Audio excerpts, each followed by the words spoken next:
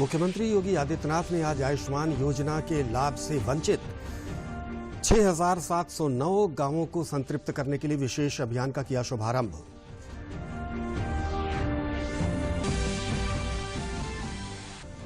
विदेश मंत्री एस जयशंकर ने आकाशवाणी द्वारा आयोजित सरदार पटेल व्याख्यान में कहा कि भारत कोरोना महामारी के बाद अंतर्राष्ट्रीय जगत में अधिक सक्रिय भूमिका निभाएगा।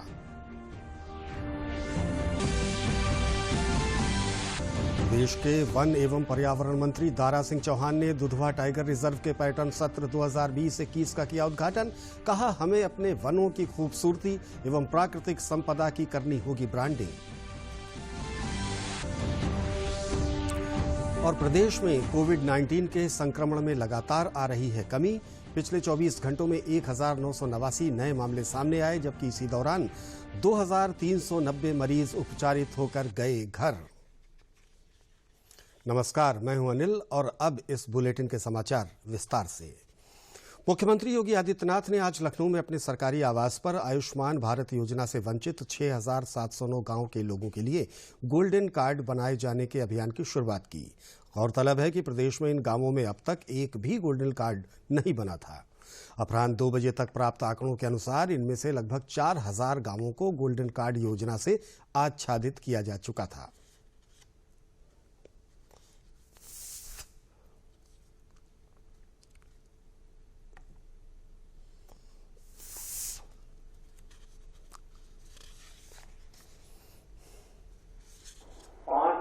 सालाना स्वास्थ्य बीमा कवर का गोल्डन कार्ड जारी करने के इस अभियान को भी, क्योंकि एक बड़ी आबादी अभी भी प्रदेश के अंदर ऐसी है जिन्होंने अपने गोल्डन कार्ड नहीं बनाए। इसके 2 कारण हैं।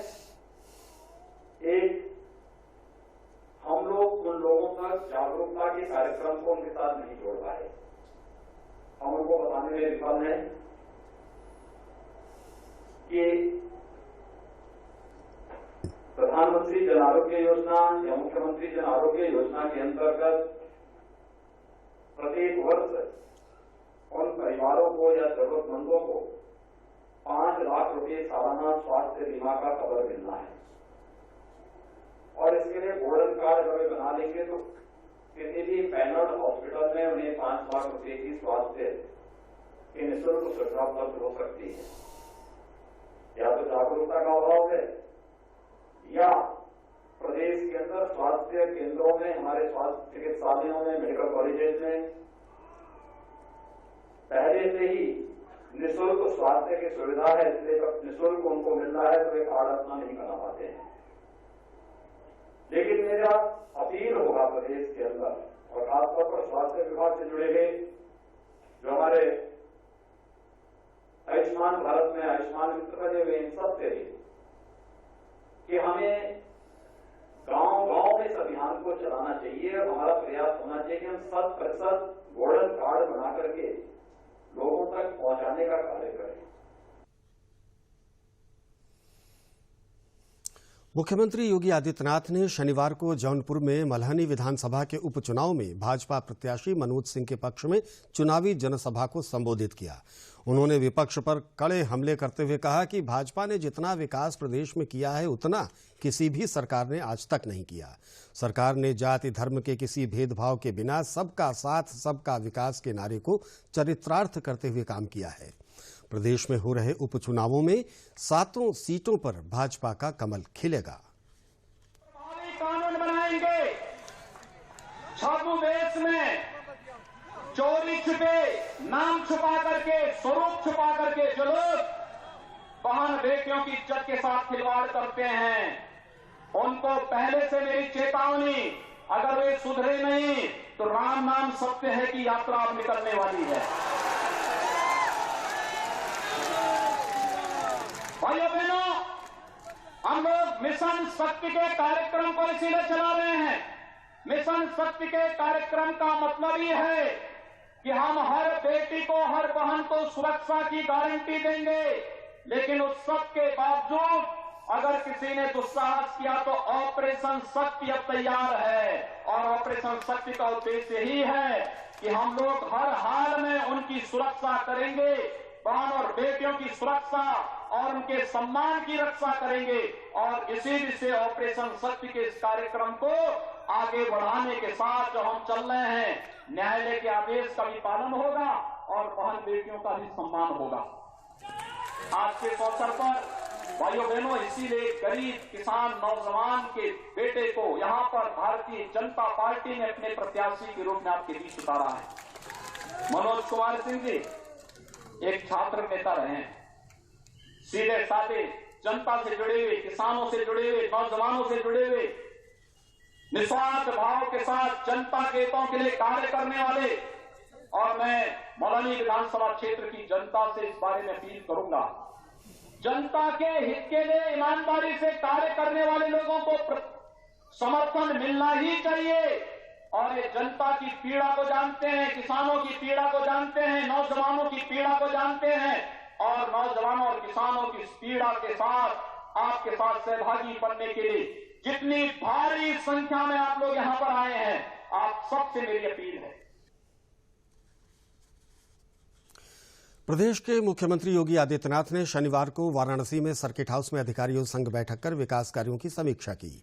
विशेष रूप से उन्होंने सेवापुरी ब्लॉक में हुए विकास कार्यों और शहर की विभिन्न योजनाओं के बारे में जानकारी लेते हुए निरीक्षण किया। उन्होंने नगर निगम स्थित रुद्राक्ष योजना के तहत हो रहे कार्य को जल्द से जल्द पूर्ण करने के निर्देश दिए।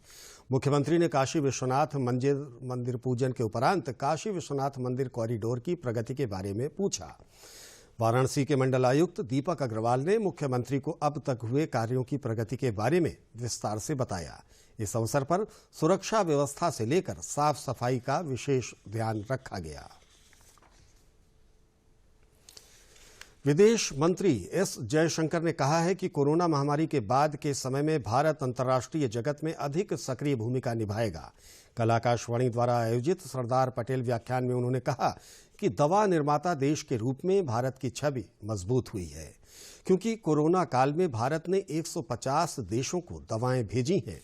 कार्यक्रम में विदेश राज्य मंत्री वी मुरलीधरन और प्रसार भारती के मुख्य कार्यकारी अधिकारी शशि शेखर वेम्पति भी मौजूद थे। Sardar Patel steered India through the immediate aftermath of partition and shaped the firm establishment of our modern nationhood. He left us with his dreams of an India that would take its due place in the Committee of Nations. But he also provided us the inspiration to traverse that pathway with determination. His assessment of the landscape and the hurdles that we may face was always grounded in realism. As we near the 75th year of our independence and seek to overcome an unexpected challenge, transforming this crisis into opportunity would surely be his way of responding. Moradabad जनपद के गुरेठा गांव में भाजपा नेता के आवास पर भाजपाइयों से मुलाकात करने पहुंचे केंद्रीय कृषि मंत्री संजीव बालियान ने मीडिया से बात करते हुए कहा कि पश्चिमी उत्तर प्रदेश में होने वाले उपचुनावों में बुलंदशहर, नौगांव और टूंडला सीटों पर भाजपा को बड़ी जीत हासिल होगी। वहीं प्रदेश की कानून व्यवस्था और प्रदूषण के मुद्दे पर उन्होंने कहा कि प्रदेश में पहले की सरकारों के मुकाबले अपराध बहुत कम है। पहले अपराध की पिक्चर चलती थी, अब तो सिर्फ ट्रेलर रह गया है। वहीं बढ़ते प्रदूषण पर उन्होंने कहा कि किसानों पर पराली जलाकर प्रदूषण फैलाने के जो आरोप लगाए जा रहे हैं वो गलत हैं। सिर्फ 4% प्रदूषण की वजह किसानों को माना जा सकता है, जबकि बाकी के लिए बड़े वाहन और अन्य कारण जिम्मेदार हैं। मुझे तो एक बात कहना है कि जो किसान के ऊपर आरोप लगाए जाते हैं मैं उससे सहमत नहीं हूँ। मात्र 4% हमारा हिस्सा है पोल्यूशन में हो सकता है पराली का, बाकी हिस्सा वाहनों का। बहुत सी जो का सरकार को उस पर मीडिया के द्वारा भी हर जगह किसान का जो इस्तेमाल किया जाता है शब्द का, मैं उससे सहमत नहीं हूँ। अभी सीपीसीबी की रिपोर्ट है मात्र 4% पोल्यूशन पराली के कारण है और सारा ठीकरा पराली के ऊपर फोड़ा जाता है। 96% पोल्यूशन के तो कारण और हैं, उन कारणों पे विचार होना चाहिए। बड़ी बड़ी गाड़ियां हैं और बहुत से कारण, उन पे विचार होना चाहिए। हर बात में किसान को कटघरे में खड़ा करना ठीक बात नहीं है। यहीं रहते हैं। 2017 से पहले का अगर आप दौर याद करेंगे अपने मुरादाबाद जनपद का, तो आप स्वयं कहेंगे कि अपराध तो उस समय होते थे, अब तो कुछ भी नहीं। ट्रेलर है, पिक्चर तो उस समय चलती थी, अब तो ट्रेलर भी नहीं चल रहे।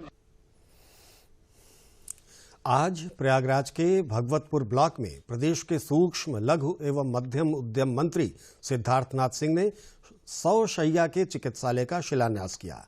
उन्होंने अपने संबोधन में कहा कि भगवतपुर गांव बहुत ही पिछड़ा था। सरकारें आईं और गईं, लेकिन किसी ने कोई भी विकास नहीं किया। श्री सिंह ने कहा कि इस हॉस्पिटल में लेवल 2 का इलाज होगा। इस हॉस्पिटल के बनने से यहां के आसपास के लोगों को लाभ मिलेगा। वहीं फूलपुर सांसद केसरी देवी पटेल ने कहा कि आजादी के बाद भगवतपुर गांव का विकास नहीं होने के कारण ये गांव पिछड़ा हुआ था।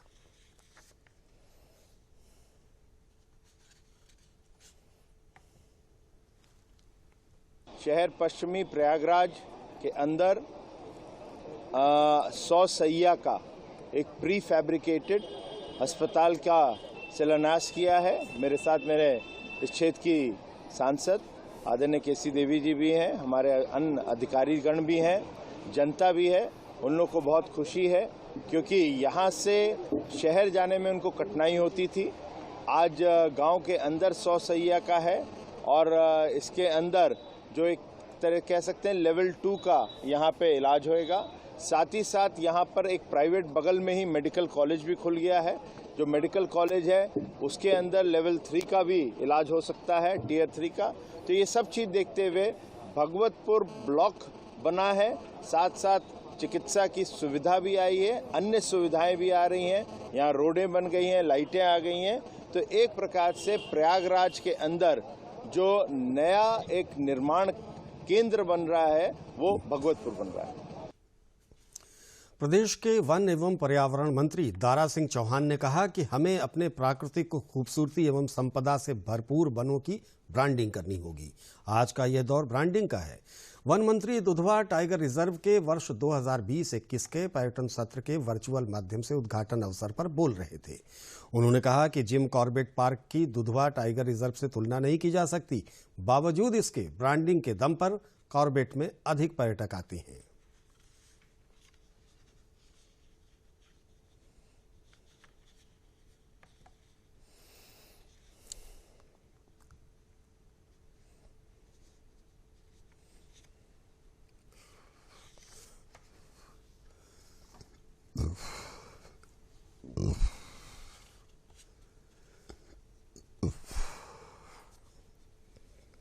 अच्छी ब्रांडिंग करते हैं अपने जंगलों का, तो बस वो तो आपके माध्यम से ये भी संदेश जाना चाहिए कि हम सारे लोगों का दायित्व ये जिम्मेदारी है। और दुधवा नेशनल पार्क शायद देश का पहला पार्क है, नेशनल पार्क है जहाँ गैंडा राइनो शायद काजीरंगा के बाद पहला है देश का जहाँ गैंडा पाए जाते हैं। बहुत लोगों को नहीं पता है कि गैंडा दुधवा में भी है क्या। एक बार मुझे मेरा मित्र वहाँ मिनिस्टर है तो अरुणाचल का, तो कहा आने के लिए यहाँ दुधवा नेशनल पार्क को देखने के बाद कहा, मैंने कहा आए तुमको मैं राइनो भी दिखाऊँ। बोला वहाँ भी राइनो है। तुम नॉर्थ ईस्ट कीजिए। मैंने भी गैंडा के बारे में लोगों को बहुत जानकारी नहीं है कि दुधवा नेशनल पार्क है। जितना डेंस फॉरेस्ट है मुझे लगता है कि और कहीं आपको मिलता नहीं। जो लोग जिम कॉर्बेट से लौट के आते हैं और इसको देख के जाते हैं तो कहते साहब इससे तो कोई तुलना ही नहीं है। आपकी दुधवा से और इस जिम कॉर्बेट से कोई तुलना ही नहीं है। बस कभी क्या है उसकी ब्रांडिंग इतनी हो चुकी है, इसकी ब्रांडिंग नहीं हो पाई है। इसलिए हम लोग इस पर भी विचार करेंगे। बिल्कुल सभी से भी मेरी चर्चा है, मेरी इनसे भी चर्चा है पांडे जी से, कि आने वाले दिन में ये पार्क साल भर खुला रहे। कुछ छोड़ करके जो बफर वाला है इसमें साल भर सैलानी आते रहे और उसका लुत्फ उठाते रहे। प्रदेश के अपर मुख्य सचिव सूचना नवनीत सहगल ने बताया कि प्रदेश में कोविड-19 के संक्रमण दर में लगातार गिरावट आ रही है, लेकिन ये समय और अधिक सावधानी बरतने का है। उन्होंने कहा कि कई देशों एवं राज्यों में कोविड की सेकेंड वेव देखने को मिली है, इसलिए आवश्यक है कि कोविड-19 संक्रमण के बचाव के सभी उपायों को अपनाते हुए सावधानी बरतें, जिससे कोरोना संक्रमण की गिरती दर पुनः न बढ़े। उन्होंने बताया कि प्रदेश में कल एक दिन में कुल 1,51,730 सैंपल की जांच की गई, जबकि प्रदेश में अब तक कुल 1,50,15,118 सैंपल की जांच की गई है। प्रदेश में पिछले 24 घंटे में कोरोना से संक्रमित केवल 1,989 नए मामले सामने आए हैं। प्रदेश में विगत 24 घंटे में 2,390 मरीज उपचारित होकर डिस्चार्ज हुए हैं। प्रदेश में अब तक कुल 4,53,458 व्यक्ति उपचारित होकर डिस्चार्ज किए गए हैं। श्री सहगल ने बताया कि प्रदेश में आर्थिक गतिविधियां तेजी से चलें, इसके लिए प्रदेश सरकार गंभीरता से प्रयास कर रही है। अधिक रोजगार सृजन के लिए भी कदम उठाए जा रहे हैं। बढ़ते हैं अगली खबर की तरफ। भारतीय जनता पार्टी के प्रदेश अध्यक्ष स्वतंत्र देव सिंह ने प्रयागराज में भारतीय जनता पार्टी के गंगा पार इकाई पार्टी कार्यालय का उद्घाटन किया। इस अवसर पर उन्होंने कार्यकर्ताओं को संबोधित करते हुए कहा कि भारतीय जनता पार्टी की स्थापना गरीबों की मदद के लिए हुई है। इस पार्टी का उद्देश्य है कि देश का हर व्यक्ति विकास करे। उन्होंने कहा कि जब से भाजपा ने प्रदेश और देश की कमान संभाली है, देश उत्तरोत्तर विकास कर रहा है और आगे भी इसी तरह से विकास करता रहेगा।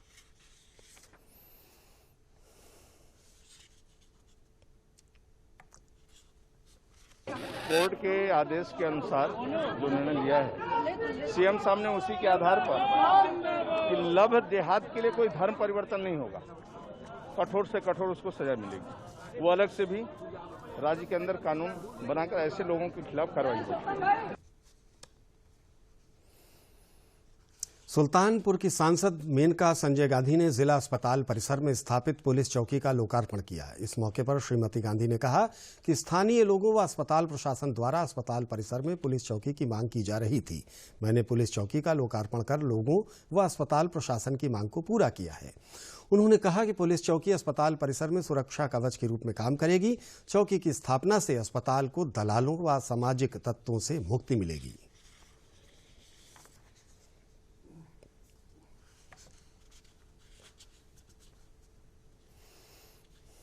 आपने 4 महीने पहले ये मांग की थी कि यहाँ एक चौकी बन जाए।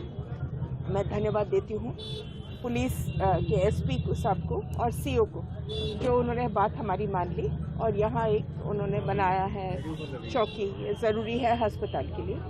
कल 2 मंत्री आ रहे हैं, एक आ रहे हैं 5 करोड़ रुपए दे रहे हैं वो खेल के सुविधाओं को बढ़ाने के लिए, और दूसरा वो जो बहुत दिनों से जो मांग थी कि एक इसौली में एक मतलब बहुत बड़ी एक ड्रेन की ज़रूरत थी, जिसके अभाव में खेत 12 महीने पानी के नीचे रहते हैं। तो बहुत दफ़ा शिकायत हुई थी, अभी नहीं, पिछले 40 साल से शिकायत कर रहे हैं। तो अभी 9 करोड़ रुपए सरकार ने दिया है हमारे अर्जी पर। आधुनिक भारत के निर्माता कहे जाने वाले सरदार वल्लभ भाई पटेल की जयंती को देश में राष्ट्रीय एकता दिवस के तौर पर मनाया जाता है। इसी क्रम में झांसी में सूचना एवं प्रसारण मंत्रालय, भारत सरकार के फील्ड आउटरीच ब्यूरो की झांसी इकाई द्वारा राष्ट्रीय एकता दिवस के मौके पर सरदार वल्लभ भाई पटेल की तस्वीर पर माल्यार्पण किया गया तथा राष्ट्रीय एकता दिवस की शपथ ली गई। इस अवसर पर कोरोना संक्रमण के बचाव हेतु आम जन को जागरूक करने के लिए 3 दिवसीय सचल चित्र प्रदर्शनी का आयोजन किया गया। साथ ही आम जनमानस को कोरोना संक्रमण से बचाव हेतु जागरूक किया गया। 31 तारीख को 3 दिवसीय एक कार्यक्रम चलाया गया, जिसमें एक सचल प्रदर्शनी का भी आयोजन किया गया है। हमने यहाँ जो नगरा क्षेत्र है झांसी का, वहाँ पे राष्ट्रीय एकता दिवस के मौके पर शपथ भी दिलवाई गई है और साथ में सरदार वल्लभ भाई पटेल जो हमारे लौह पुरुष हैं उनकी माल्यार्पण की। लखनऊ पुलिस ने खोए हुए और चोरी हुए 101 मोबाइल फोनों को देश के अलग अलग हिस्सों से बरामद करके आज फोन मालिकों को सौंप दिया। लखनऊ पुलिस के इस कार्य से फोन मालिकों के चेहरे पर खुशी छा गई। पुलिस लगातार मोबाइल चोरी के मामले को गंभीरता से लेते हुए इस पर काम कर रही है। एडीसीपी सेंट्रल चिरंजीव नाथ सिन्हा ने बताया कि मोबाइल फोन की बरामदगी के लिए विशेष टीम बनाई गई थी, जिसने देश के विभिन्न राज्यों की पुलिस से संपर्क करके चोरी के फोनों की जानकारी दी और उनको बरामद कराया। उन्होंने बताया कि आज 101 लोगों को फोन वापस किए जा रहे हैं। इन फोनों की कीमत लगभग 13 लाख रुपए है। यह एक योजना बनाई कि जिसका भी फोन गुम होता है, चोरी हो जाता है, कहीं मिस हो जाता है, उन फोन के संबंध में तुरंत यहाँ पे एक सूचना दर्ज की जाए हमारे किसी भी थाने पे, जो 8 थाने हैं यहाँ पे, और उसके पश्चात हमारी जो टीम है, सर की जो डीसीपी साहब की टीम ने इसमें दिन रात अथक मेहनत करके इन सारे फ़ोन जहाँ पे भी थे करीबन 16 ऐसे डिस्ट्रिक्ट्स हैं जहां से ये फ़ोन रिकवर हुए हैं। इसमें करीबन 101 फ़ोन है जिसकी कीमत लगभग 13 से 14 लाख रुपए है। और आज ये बहुत हर्ष का विषय है कि पुलिस आयुक्त साहब के निर्देशन में हमने उन व्यक्तियों को जिनके फ़ोन गुम हो गए थे उनको ये फ़ोन देके उनके चेहरे पे खुशी और मुस्कान लाया। शासन के निर्देश पर देश और प्रदेश में बढ़ती सड़क दुर्घटनाओं को लेकर महोबा में यातायात माह नवंबर का शुभारंभ किया गया। कार्यक्रम का संचालन करते हुए पुलिस अधीक्षक अरुण कुमार श्रीवास्तव ने यातायात के नियमों के प्रति लोगों को जागरूक किया। एसपी सहित व्यापारियों, समाजसेवियों ने जनपद वासियों से यातायात नियमों का पालन करने की विशेष अपील की। लोगों से हेलमेट पहनकर व शराब न पीकर वाहन चलाने को कहा गया। पुलिस अधीक्षक द्वारा जागरूकता अभियान के तहत मोटरसाइकिल रैली को हरी झंडी दिखाकर रवाना किया गया, जो शहर के विभिन्न मार्गों से होकर गुजरेगी एवं लोगों को यातायात के नियमों के प्रति जागरूक करेगी। 1 तारीख से लेकर 30 नवंबर तक यातायात माह जन जागरूकता अभियान चलाया जाता है, पूरे प्रदेश में चलाया जाता है। और हम उसी क्रम में अपने जनपद महोबा में आज इस कार्यक्रम का उद्घाटन किया गया। एक बाइक रैली भी जागरूकता के लिए निकाली गई।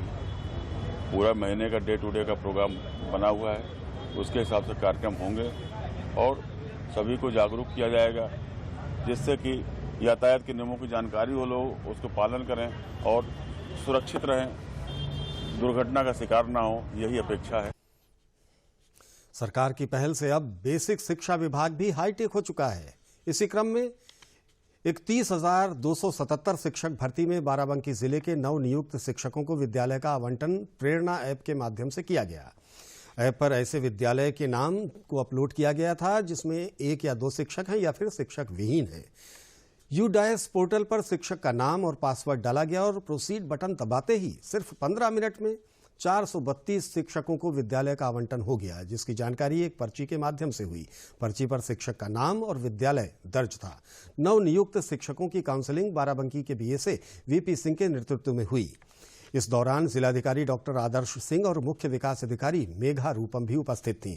विद्यालय आवंटन से पहले जिलाधिकारी ने शारीरिक दूरी का पालन करते हुए एकता, अखंडता और जिम्मेदारी से नौकरी करने की शपथ भी दिलाई। बहुत धन्यवाद। बहुत बड़ी जिम्मेदारी है क्योंकि बच्चों को प्राथमिक शिक्षा के जरिए जो प्राइमरी शिक्षा होती है वो बहुत जरूरी होती है, क्योंकि बुनियादी शिक्षा होती है। अगर बच्चों का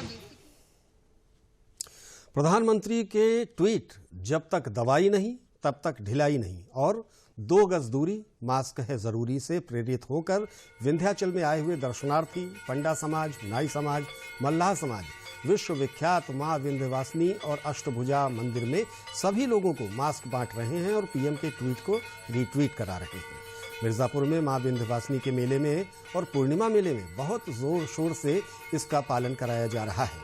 नगर विधायक रत्नाकर मिश्रा की आईटी टीम भी लोगों से ट्वीट करा रही है।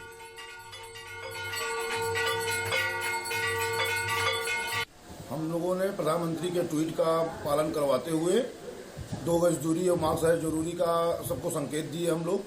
और पूरे नवरात्र में यात्रियों से हम लोग आग्रह करते रहे कि दूरी बना के चले, मास्क बांटते रहे, सैनिटाइजर का व्यवस्था किया गया और आगे भी ऐसा हम लोग आग्रह कर रहे हैं यात्रियों से कि वो ऐसा ही पालन करते रहें। रिट्वीट किया जा रहा है उनके सारे ट्वीट को।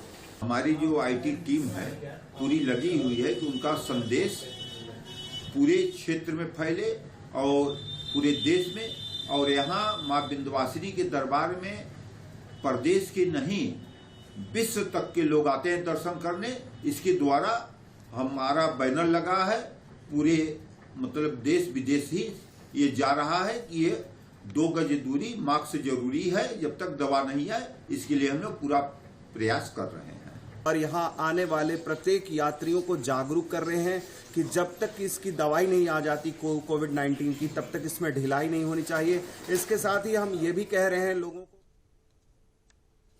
भारतीय संस्कृति उत्सव की प्रस्तुति ने अयोध्या से समूचे विश्व को भारतीय संस्कृति के सारगर्भिक संदेश देकर मानव मात्र में चेतना भरने का काम किया, जिसमें मर्यादा पुरुषोत्तम भगवान श्री राम के जीवन चरित्र पर आधारित नाट्य और नृत्य प्रस्तुति ने उपस्थित संत, धर्माचार्य और भक्तजनों का मन मोह लिया।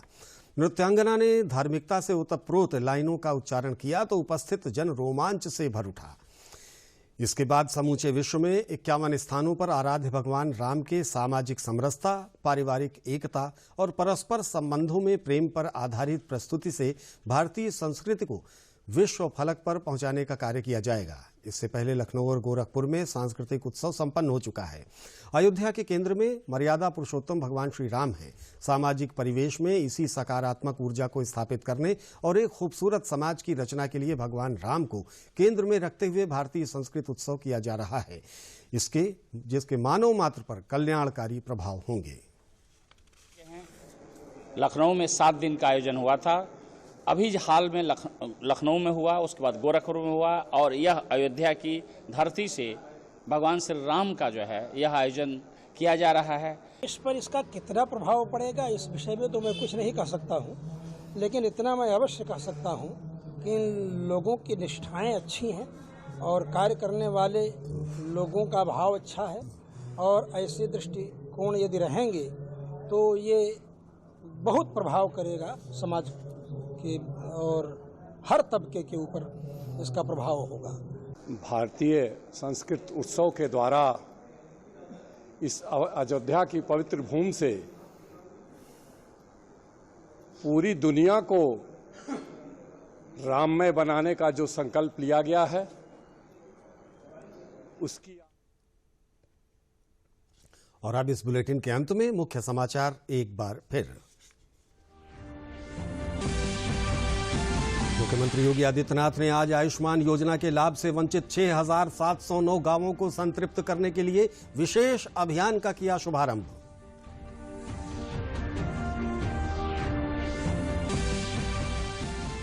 विदेश मंत्री एस जयशंकर ने आकाशवाणी द्वारा आयोजित सरदार पटेल व्याख्यान में कहा कि भारत कोरोना महामारी के बाद अंतर्राष्ट्रीय जगत में अधिक सक्रिय भूमिका निभाएगा। प्रदेश के वन एवं पर्यावरण मंत्री दारा सिंह चौहान ने दुधवा टाइगर रिजर्व के पर्यटन सत्र 2020-21 का किया उद्घाटन। कहा, हमें अपने वनों की खूबसूरती एवं प्राकृतिक संपदा की करनी होगी ब्रांडिंग। और प्रदेश में कोविड-19 के संक्रमण में लगातार आ रही कमी। पिछले 24 घंटे में 1989 नए मामले सामने आए, जबकि इसी दौरान 2390 मरीज उपचारित होकर गए घर। इसी के साथ हमारा ये समाचार बुलेटिन अब यहीं पर समाप्त हुआ। दूरदर्शन समाचार देखने के लिए आप सबके प्रति आभार। नमस्कार।